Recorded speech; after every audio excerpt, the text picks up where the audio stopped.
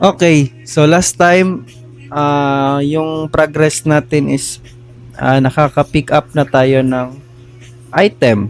Pero yun nga lang is hindi pa natin nakikita sa user interface.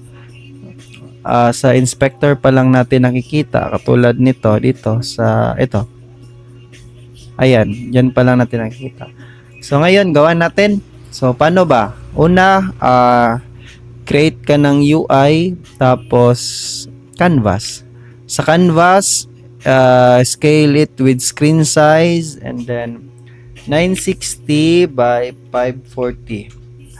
So, and then sa canvas, right click and then UI tapos image. So sa image na yan, tawagin natin itong inventory. Inventory UI. Tapos sa inventory UI, adjust natin. So to adjust it, dito ka sa scene, hindi dito sa game ha. Okay. Tapos let's make it bigger. Mga siguro 500, masyadong malaki. Siguro 300 by 300 na lang. Ayan. And then pwede ko siyang i-drag yan. So, ayan. Yan daw yung inventory natin. And then, create tayo ng sa inventory UI natin, add tayo ng vertical layout group. So, vertical layout group. So, pag na-add nyo na yan, uncheck nyo itong child force expand. Ang gamitin natin is itong use child scale. Okay. Tapos nyan, dito sa inventory UI, right click and then add naman tayo ng button. Itong text mesh pro. After nyo mag-add, merong lalabas na TMP importer, import nyo lang yan. So, wag nyo nang i-click itong examples and extras ha. Ito lang, ito lang, wag na to, okay. Tapos yan, tawagin natin tong, let's make this 100 by 100. And then, tawagin natin itong slot. And then, as you can see, meron na. So, tawag nito. Itong button na ito, itong text, lagay natin siya sa baba. Tapos, much better siguro. Ayan.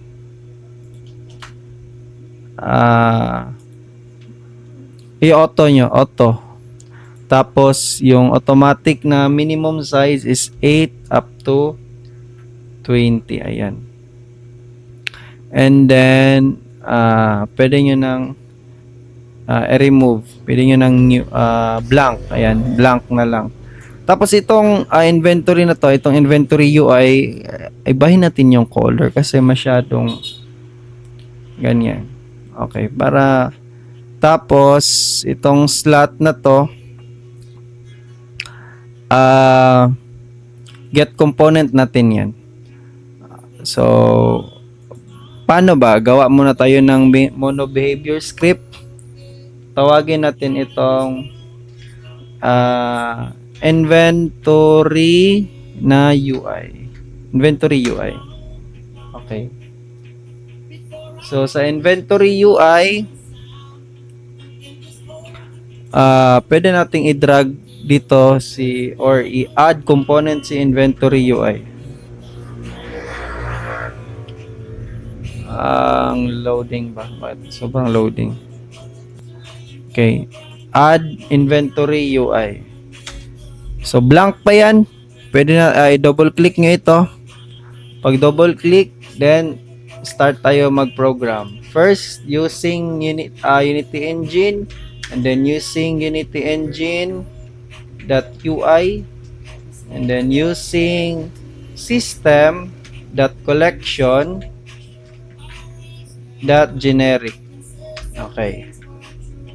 Next, remove nyo yung update na yan, pati itong comment na ito. So, gawa tayo ng reference para sa inventory ni player. So, public inventory player inventory. Kailangan natin ng reference niyan. And then the public game object. So, item slots prefab. Tapos public na transform. Tapos content parent. Okay. Next. Okay, skip muna sa start. Wait, list pala. So, private list of game objects. Game object. And then the current slots is equals to new list of game objects. Okay, skip sa start and then public void refresh. Tawagin natin refresh UI. Ano ba yan? Okay. Gawa tayo ng loop. So, for each and then the game object slot in current slots and then destroy slot. And then the current slots dot clear. And then for each na naman para sa item, then item in player inventory dot items. So saan ba tong items na to? Saan ba to?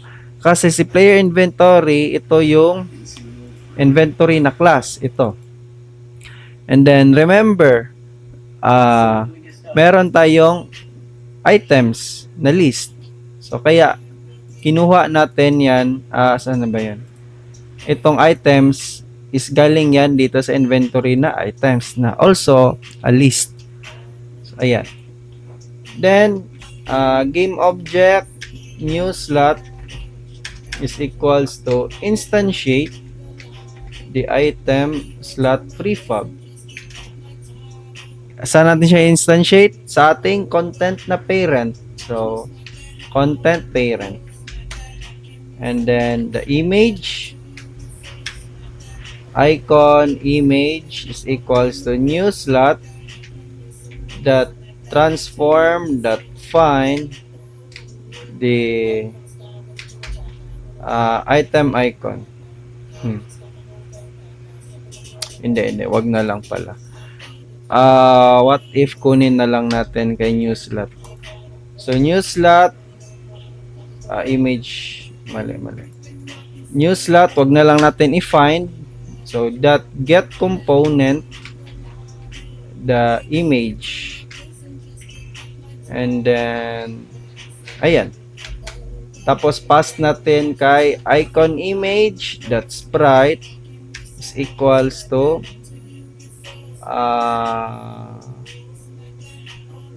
item icon.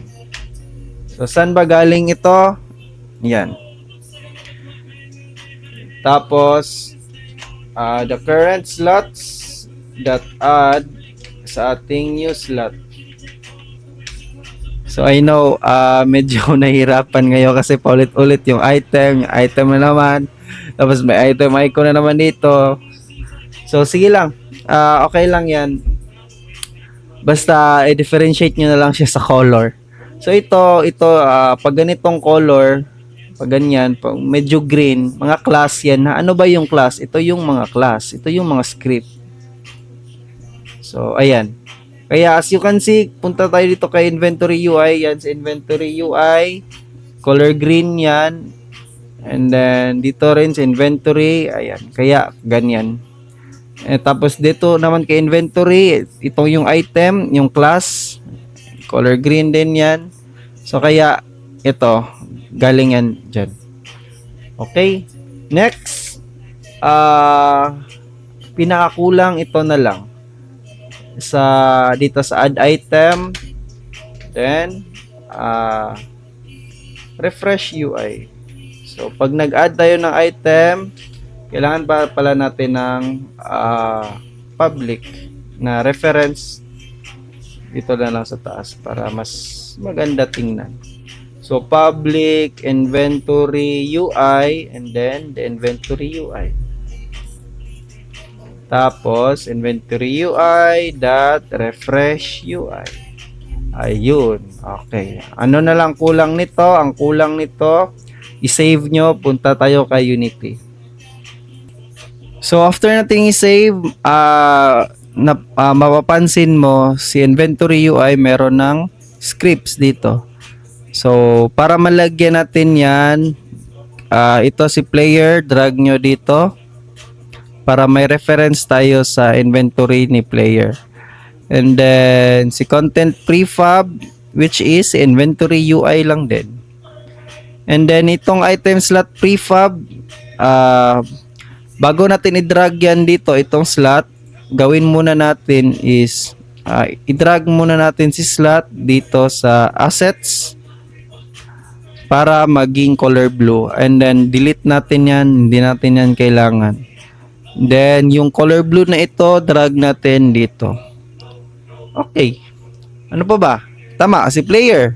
Si player kailangan ng reference kay inventory UI. Sana ba yung ayun, kung nakita nyo, none yung nakalagay. So kaya i-drag natin sa inventory UI dito para may reference din tayo sa kanya. So ayan, para sa ating scene, para mas maganda tingnan, ito blue yan. So punta kayo dito sa main camera, change natin yung color. Siguro mga ano ba yan? Ano ba magandang color? Yung hindi masakit sa mata. Yan na lang siguro. Okay. Tapos yung ground natin, di ako fan sa ganitong color. Medyo ayan. Tapos ano next? So next is yung coal ore natin. Pwede pa tayong gagawa niyan marami, like for example, control D lang natin to duplicate it. And then ganyan. So ano pa ba? Pwede pa tayo gagawa, like for example, ito duplicate natin. Palitan natin ng image. Let's try ano pa ba? Type natin yung ore. Marami pa to. Tulad nito, gold. Itong gold. So gold, then let's name this to gold. Gold ore. And then wag nyo kalimutan yung ito, i-drag nyo din ito, ito pala yung dito. Okay, and then yung name, wag nyo kalimutan din. So let's name it gold ore. Okay, pwede pa tayo gawa pa tayo. Sige, gawa pa nga. 2D na let's say square, and then lagyan natin ng, tawagin natin itong ano pa ba, hammer. So ganyan, hammer or sword, pwede sword na lang. Okay, sword. Sa sword, i-add natin yung pick up na item. Hanap tayo ng sword. Meron bang sword ito? Parang wala. Ayun, meron nga. So itong iron, drag natin yan. Drag din natin dito. Tapos let's call it iron sword. Then yung item ID daw niya is siguro 3. tama nga, si gold is lagyan natin siya ng 2 kasi ito sila is mga 1 yung item ID nila. So, huwag kalimutan mag-add ng collider. So, box collider 2D. So, try natin ilagay dito and then check natin kung gagana ba. Para malaman natin kung meron bang problema.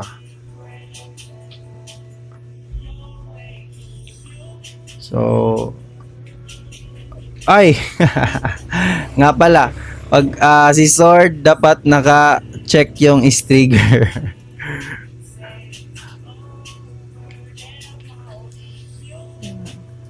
So, pag nakalimutan nyo yan, mga legit game developer kayo. Ayun.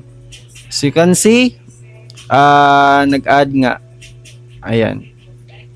Kaso, hindi siya nag-align sa ating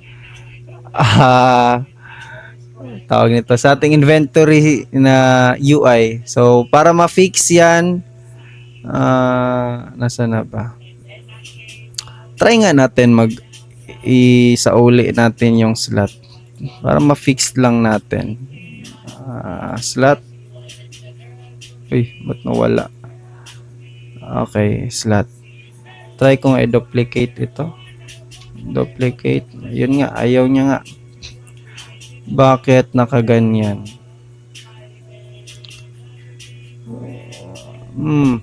Bakit? Try natin. Padding. Ayaw niya din. Ay, oo nga. Vertical layout group pala to. Sorry. Dapat pala layout group. So, layout, grid layout group.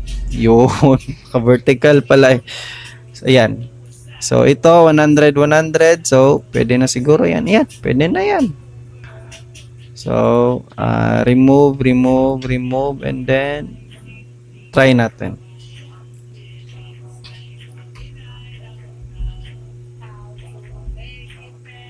And then, sagasaan natin tong mga item na to. So, dapat pag nasagasaan natin tong sword, pupunta yan dito. Ayun. Parang naglalag. So, ayan. Ito naman, ganyan, ganyan. So, di ba? So, yun nga lang, di pa clickable. Kasi kung gusto mong clickable yan, yung pag pinindot mo, pupunta ba dito or ganyan. So, depende na yan sa'yo. So, gagawan mo yan ng script. So, ayan, okay na yan. Ano pa ba? So, if gusto nyo ilagay yung item name sa item dito sa ating inventory. So, 'di ba pag niran ko 'to, pag nag-collide ako dito, so ito icon lang yung nakikita ko. So, if gusto nyo nandyan yung name, so ito lang gawin nyo. Punta kayo sa asan na yung script natin? Scripts, and then dito sa inventory UI. So, kunin natin like Text Mesh Pro. So, kailangan natin ng using TMP Pro, and then Text Mesh Pro GUI, and then the text or ganito item name. Ayan, item name is equals to new slot dot transform dot find. Hanapin natin yung ito sa slot. Open nga si slot yan, yung sa prefab. Hanapin natin yan, ito. Kopya nyo yan, i-copy nyo yan, and then paste nyo dito. Tapos dot get component the Text Mesh Pro GUI, and then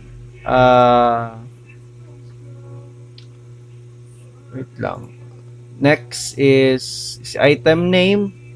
Lakihan natin para hindi siya judgment tingnan.